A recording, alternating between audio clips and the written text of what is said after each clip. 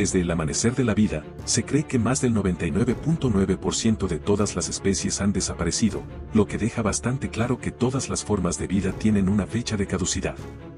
Sin embargo, a pesar de la inevitabilidad de la extinción, siempre es triste cuando una especie deja de existir.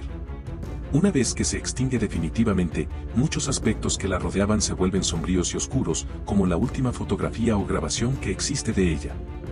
No obstante, la gente suele olvidar que, en muchas ocasiones, la última fotografía de un animal no fue la última vez que un ser humano vio a esa criatura.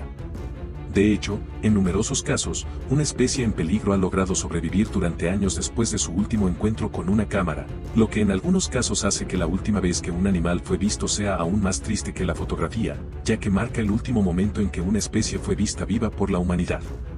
Un caso emblemático es el de la foca monje del Caribe, la cual, tras su extinción, ha ganado cierta popularidad, ya que, aunque todas las focas son sin duda interesantes, esta especie en particular tenía una importancia especial, pues era la única foca nativa de Florida y el Caribe. Esto significa que, en un tiempo pasado, era posible encontrarse con colonias de focas mientras se vacacionaba en lugares como Miami. Aparte de su rango geográfico, era una foca monje bastante normal, similar a otras especies de focas monje, con una cabeza distintiva y un cuerpo robusto y alargado, llegando a medir hasta 2,5 metros de longitud y a pesar hasta 270 kilogramos. Durante la mayor parte de su existencia, la foca prosperó, y se estima que su población superaba los 130,000 individuos en el momento de su descubrimiento. Una de las principales razones de este éxito fue la falta de depredadores naturales, siendo solo los tiburones grandes, como los tiburones blancos y los tiburones tigre, una verdadera amenaza. Las orcas también se cree que cazaban focas monje, pero esto era algo ocasional. Esta vida relativamente tranquila de las focas monje cambió rápidamente después del primer encuentro con exploradores humanos. El primer registro de estas focas proviene del segundo viaje de Cristóbal Colón en 1494, cuando un grupo de marineros se topó con ellas en una isla desierta. Se relató que las focas eran extraordinariamente dóciles, sin mostrar agresión ni miedo hacia los humanos, e incluso se acercaban a los marineros con curiosidad. Sin embargo, esta amabilidad fue rápidamente aprovechada, ya que los marineros mataron a 8 focas que estaban descansando antes de regresar a su barco. Tras este primer encuentro, las focas monje del Caribe se convirtieron en un objetivo de caza para otros navegantes durante los siglos XV y XVI, aunque la caza se mantuvo, en general, en un nivel sostenible. No fue sino hasta finales del siglo XVII cuando la situación cambió. Las plantaciones de azúcar empezaron a enviar grandes grupos de cazadores para matar cientos de focas diariamente y extraer su aceite, que utilizaban para lubricar sus maquinarias. A medida que esta caza masiva se extendía, los pescadores también comenzaron a unirse, lo que agravó la situación. Para la década de 1850, la población de la foca monje del Caribe estaba tan diezmada que la caza comercial dejó de ser rentable. A pesar de esto, las focas monje del Caribe continuaron siendo cazadas o capturadas por diversas razones, incluidas la investigación científica y su envío a zoológicos de todo el mundo. Fue precisamente en uno de estos zoológicos donde se tomó la última fotografía conocida de una foca monje del Caribe, que data de los primeros años de la década de 1910. Aunque las imágenes terminaron aquí, las focas persistieron en la naturaleza durante algún tiempo, aunque muchos investigadores ya habían confirmado que, para principios del siglo XX, prácticamente habían desaparecido. A partir de entonces, los avistamientos fueron escasos y las cacerías exitosas aún más raras. El último registro de una caza exitosa ocurrió en 1939, en Pedro Cayo. Tras este evento, las focas monje del Caribe prácticamente desaparecieron, hasta que en 1952, el director del Instituto de Jamaica reportó haber visto una pequeña colonia de no más de 60 individuos en el banco de Serenella, en el Mar Caribe. Aunque la colonia era pequeña, se informó que los animales gozaban de buena salud y que no parecían estar afectados por el hecho de que probablemente eran los últimos de su especie. Curiosamente, después de este informe, ni esa colonia ni ninguna otra foca monje del Caribe volvieron a ser vistas. Se recibieron algunos reportes casuales de marineros, pero nunca se encontró evidencia sólida que los confirmara.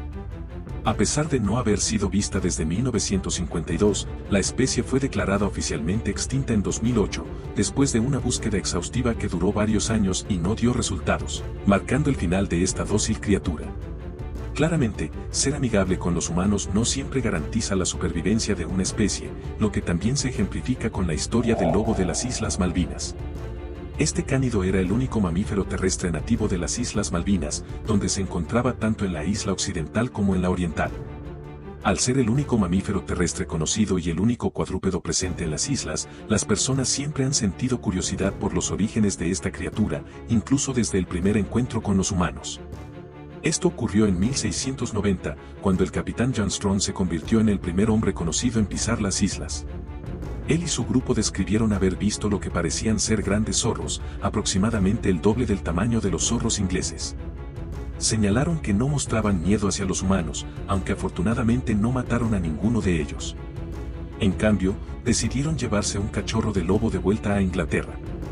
Se informó que el lobo de las Malvinas se comportaba bastante bien durante el viaje y que era amigable con los marineros, aunque todo terminó en desastre cuando el barco quedó atrapado en una batalla contra un barco francés. El fuerte estruendo de los cañones asustó al lobo, que terminó saltando al mar, perdiéndose para siempre. Tras este incidente, muchos más encuentros con este extraño cánido se produjeron durante el siglo XVIII, lo que permitió obtener más información sobre el animal. Algunos exploradores describían al lobo de las Malvinas como un animal que recordaba tanto a un lobo como a un zorro, lo que llevó a desacuerdos sobre su clasificación taxonómica.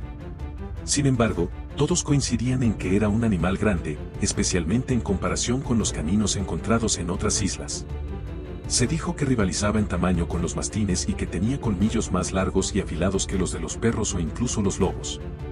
Además, se informó que era una criatura extremadamente feroz, a menudo cargando contra los desembarcados.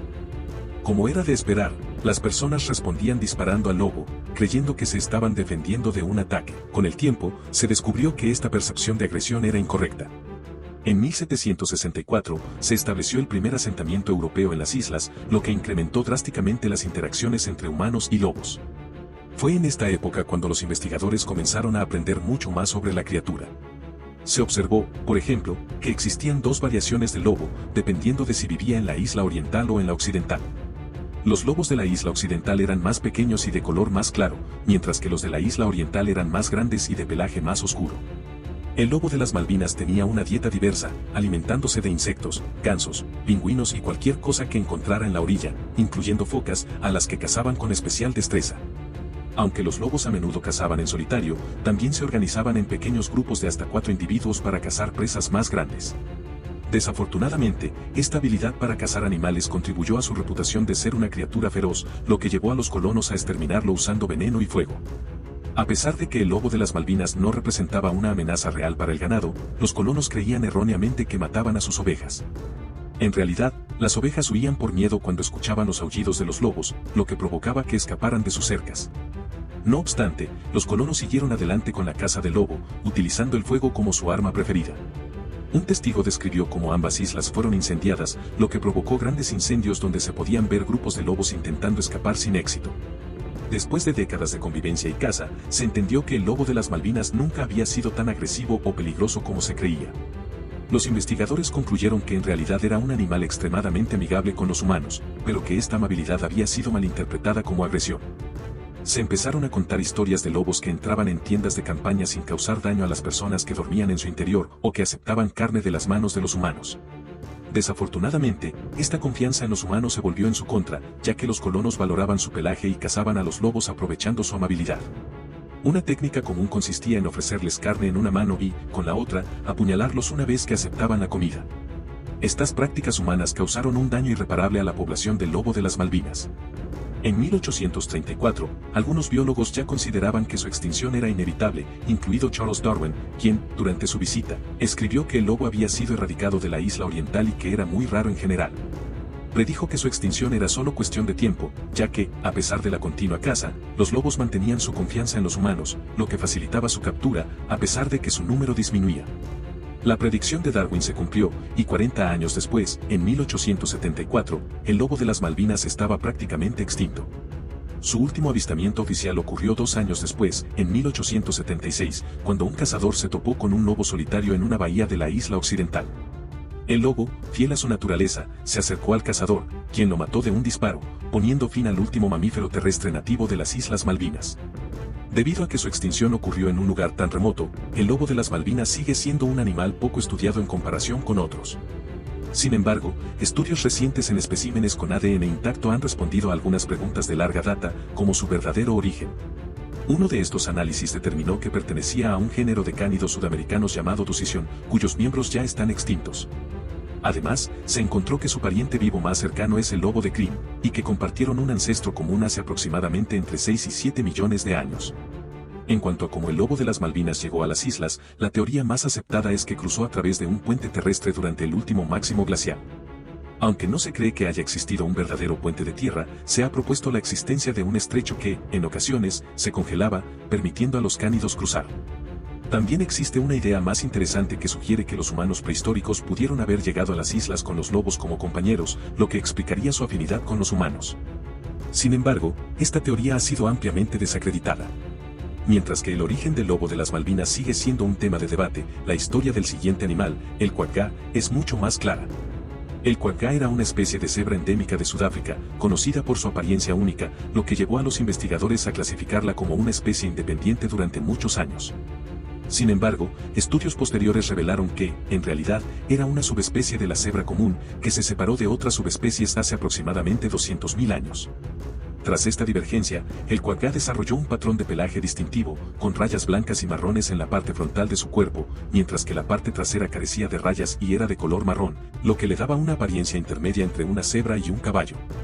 Además de su apariencia única, los cuacas también se distinguían por su tamaño, siendo las hembras más largas y altas que los machos, alcanzando hasta 1,5 metros de altura en los hombros. Los cuacas eran los representantes de cebra más meridionales de África, restringidos a la región de Karoo, en Sudáfrica, donde vivían en manadas de entre 30 y 50 individuos. A menudo formaban grupos con otra subespecie, la cebra de Burchell. Como otras cebras, los cuacas coexistieron con los humanos durante mucho tiempo, como lo demuestran las pinturas rupestres de los pueblos Han. Sin embargo, los encuentros con los humanos aumentaron de forma negativa con la llegada de los colonos holandeses, quienes veían a los cuacas como una fuente fácil de alimento. Eventualmente, se estableció una industria en torno a ellos. Además de ser cazados por su carne, algunos cuacas fueron capturados y utilizados como guardianes del ganado, ya que eran más propensos a atacar a los depredadores que otras especies. También fueron enviados a zoológicos y se intentaron programas para domesticarlos, ya que se consideraban la subespecie de cebra más dócil. No obstante, estos programas fracasaron, y la extinción del cuacá no se debió tanto a la caza masiva, sino más bien a su distribución geográfica limitada. A mediados del siglo XIX, los cuacas ya eran una rareza, y aunque su población disminuía rápidamente, no se impusieron restricciones a la caza ni a su exportación. Para la década de 1870, solo se conocía una manada en estado salvaje, ubicada en el estado libre de Orange. Esta manada estaba en malas condiciones de salud y en 1877, una gran sequía diezmó a todos los cuacas excepto a uno. Se informó que este último individuo estaba débil y desnutrido, y un año después, los cazadores acabaron con él, marcando el último avistamiento confirmado de un cuacá en libertad. En ese momento, nadie sabía que este había sido el último cuacá, por lo que no se consideró extinto. Mientras tanto, algunos cuacas todavía vivían en zoológicos, donde gozaron de vidas más largas. Sin embargo, el último cuacá en cautiverio murió en 1883, aunque las circunstancias de su muerte son desconocidas. Aunque no se registraron más avistamientos oficiales de cuacas, existe un informe que algunos consideran el último avistamiento real, debido a quien lo hizo. El explorador italiano Attilio Gatti, conocido por sus más de 53.000 fotografías científicas, afirmó haber visto un cuacá sobreviviente en la década de 1930. Aunque no tomó fotografías del animal, Gatti mantuvo su afirmación hasta su muerte. Si esto es cierto, es una triste historia pensar que un cuacá pudo haber pasado años vagando solo por la naturaleza, sin saber que era el último de su especie. Este trágico final no es único en el reino animal, y otro ejemplo similar es el del ciervo de Schomburg, una especie de ciervo que habitaba las llanuras pantanosas del centro de Tailandia. Esta majestuosa criatura era apreciada tanto por los lugareños como por los investigadores extranjeros debido a su elegante apariencia y sus distintivas astas en forma de cesta, que podían tener hasta 16 puntas. Durante siglos, la caza de este ciervo fue una práctica limitada, pero el desarrollo de la agricultura moderna en Tailandia en el siglo XIX provocó la destrucción masiva de su hábitat. Esto, combinado con el aumento de la caza, llevó a una rápida disminución de su población, y para la década de 1930, solo quedaba un pequeño grupo. El último ciervo de Schomburg conocido fue un macho que frecuentaba un templo en Samut Sakan y era conocido por su amigable comportamiento. Desafortunadamente, su historia terminó de manera trágica en 1938, cuando un hombre ebrio lo mató violentamente. Este acto puso fin a la existencia del ciervo de Schomburg, convirtiendo a este hombre, que probablemente ni siquiera recordaba el incidente, en la última persona en ver a esta magnífica criatura. Y así concluye este episodio. Si encontraste esto interesante, te recomiendo ver el video reciente sobre los animales extintos que solían convivir con los nativos americanos, algunos de los cuales también tuvieron finales similares. ¿Qué te pareció esta información? Si te sorprendió tanto como a mí, asegúrate de compartir este video con tus amigos y suscribirte para más historias como esta. Y por supuesto, déjame saber en los comentarios qué te pareció. Nos vemos en el próximo video.